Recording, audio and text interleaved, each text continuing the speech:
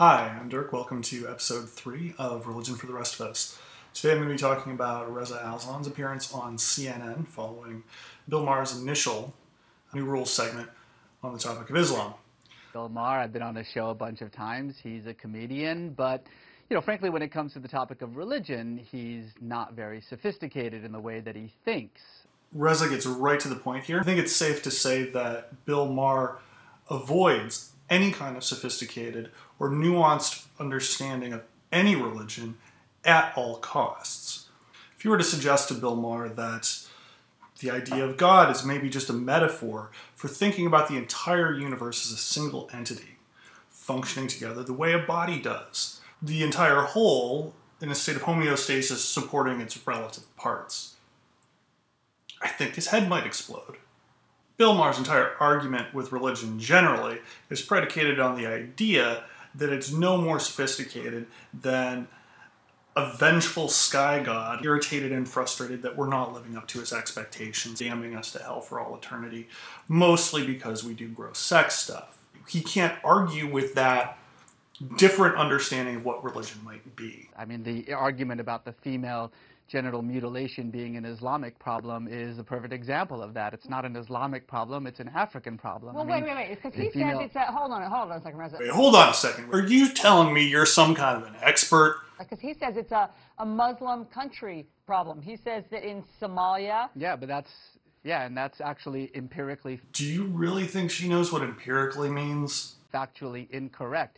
It's a Central African problem. Alison Cambrato just looks so pissed she ever left Fox and Friends right now. Eritrea has almost 90% female genital mutilation. It's a Christian country. Ethiopia has 75% female genital mutilation. It's a Christian country.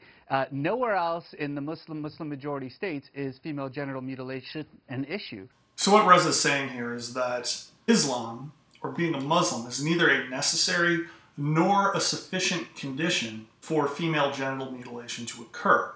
Now what that means when we say it's a necessary condition is that something has to be the case in order for something else to happen. Female genital mutilation occurs in Christian countries. Islam is not a factor.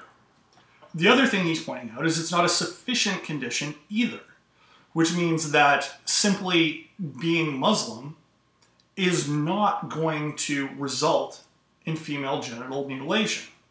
What this comes down to is that if being Muslim is neither a necessary nor a sufficient condition when considering the causes of female genital mutilation, it really shouldn't be talked about.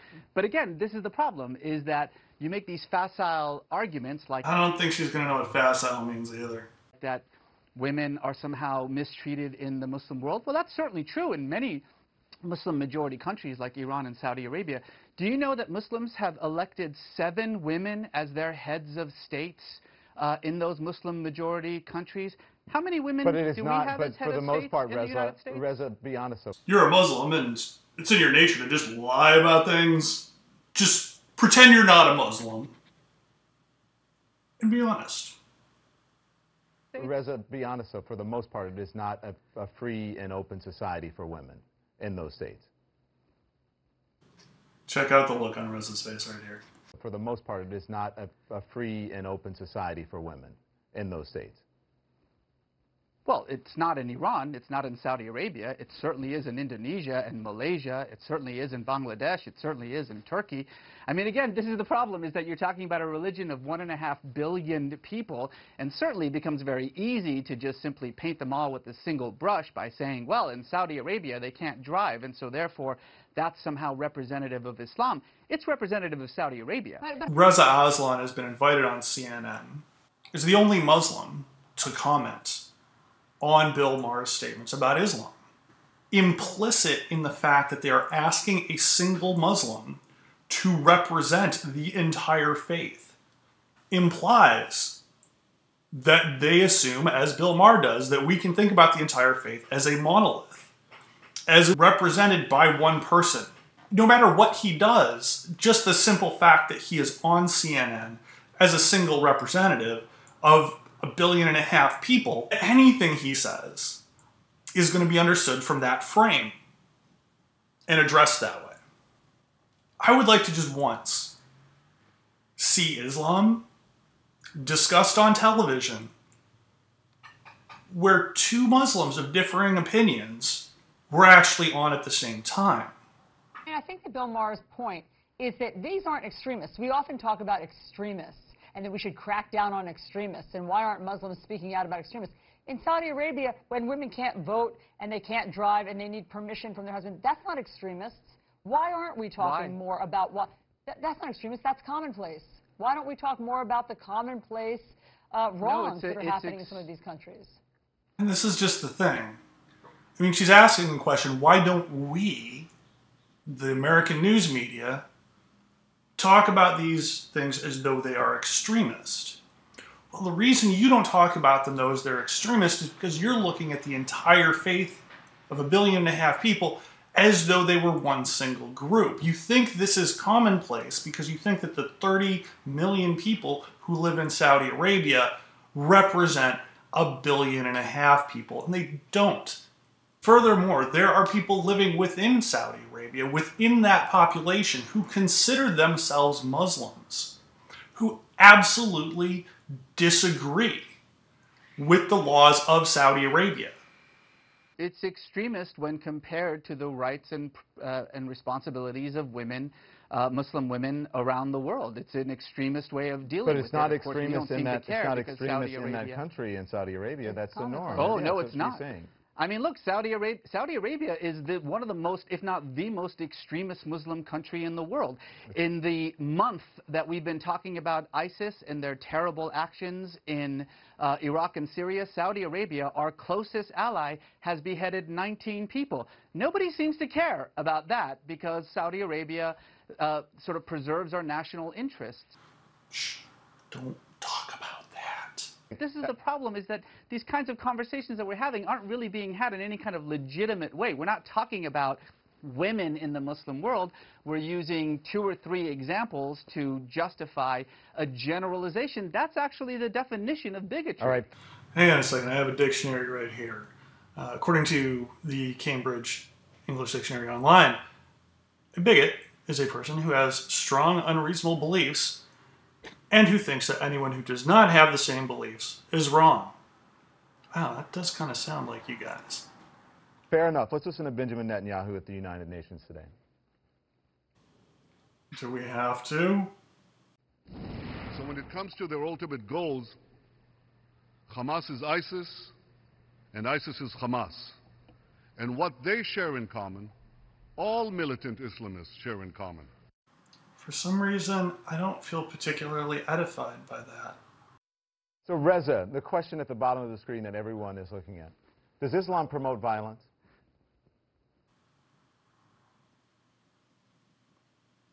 Islam doesn't promote violence or peace. Islam is just a religion, and like every religion in the world, it depends on what you bring to it. If you're a violent person, your Islam, your Judaism, your Christianity, your Hinduism is going to be violent. Hinduism? No, but what about the Beatles? There are marauding Buddhist monks in Myanmar slaughtering women and children.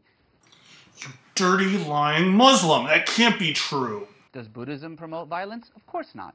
People are violent or peaceful, and that depends on their politics, their social world, the way that they see their communities, the way they see themselves.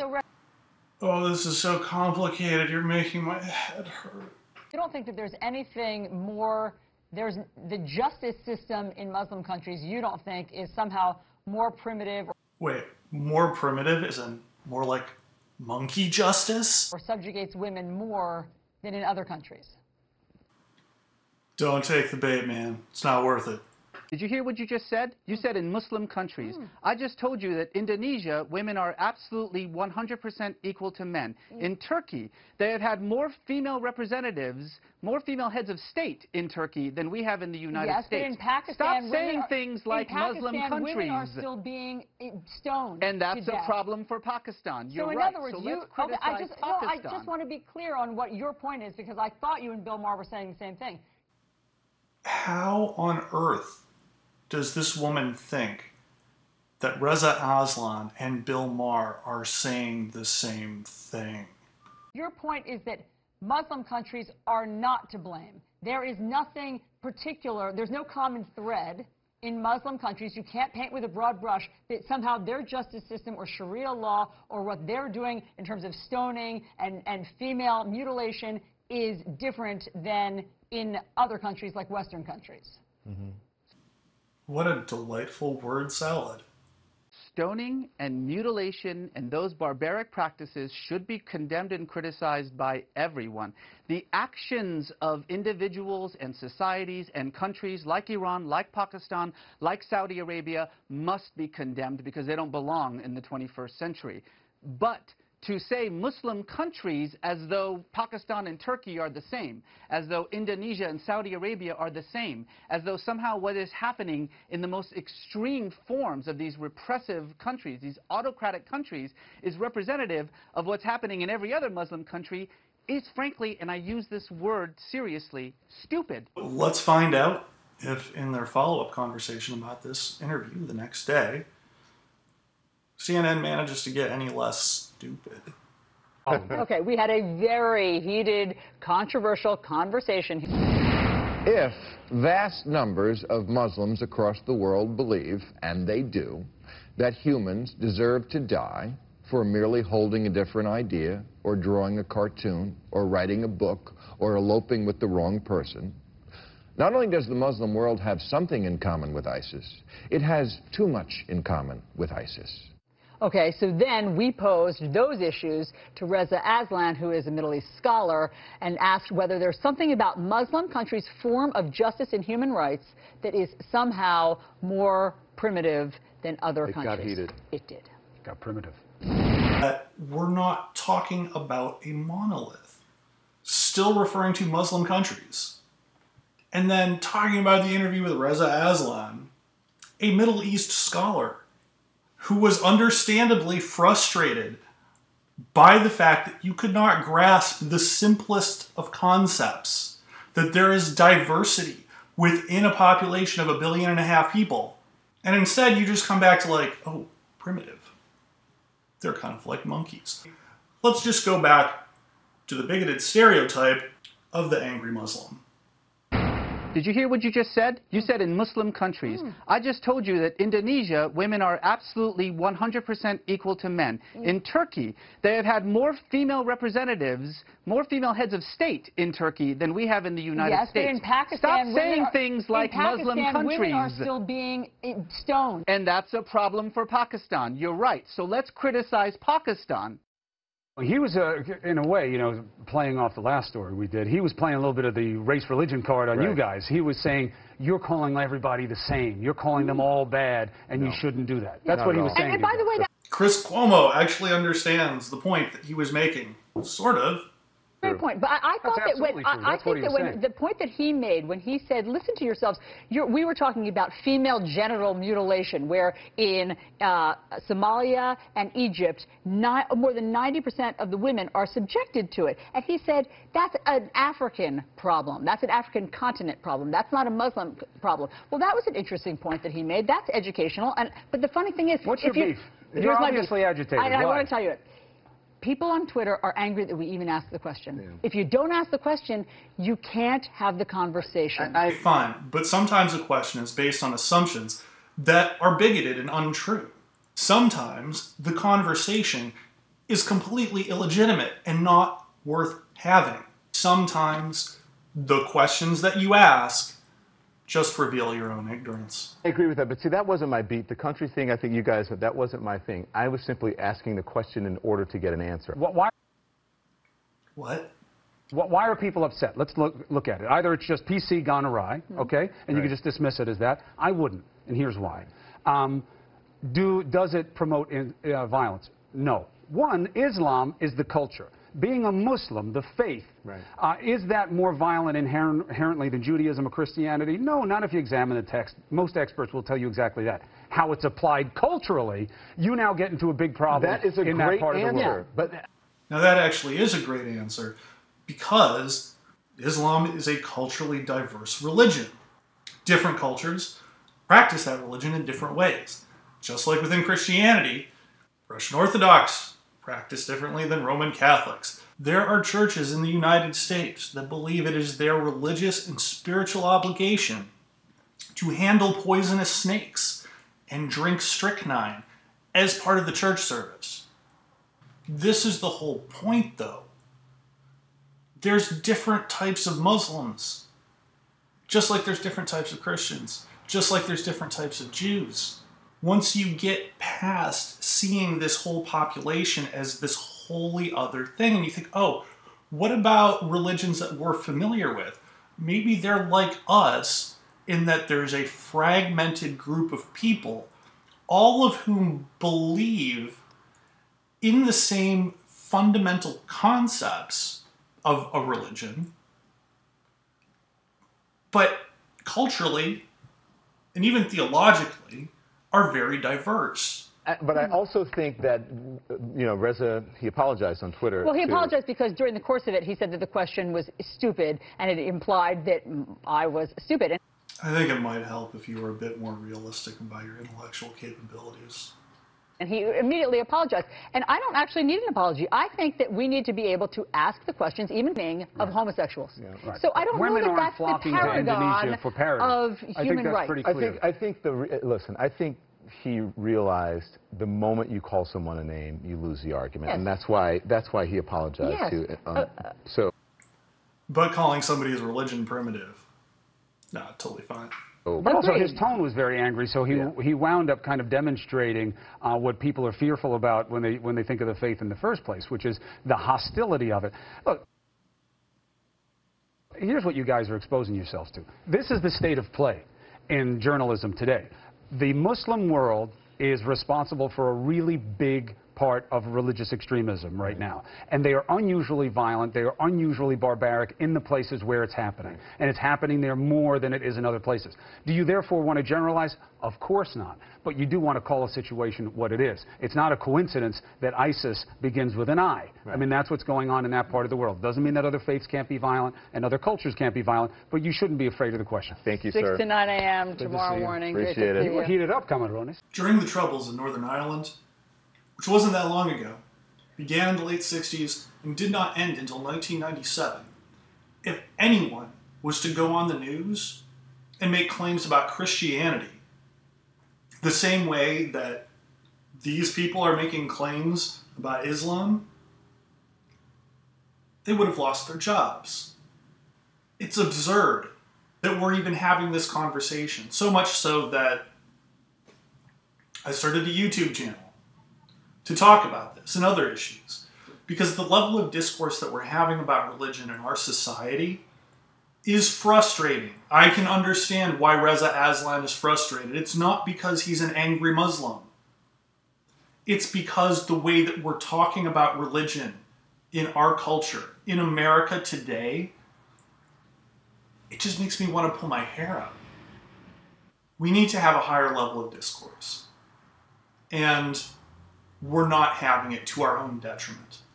The religious experience, whatever faith you hold to, however you come about that experience, a sense of awe at the sheer immensity of life and being a part of it, and a recognition that we as individuals might be part of something much larger than ourselves and connected to something that's universal and meaningful.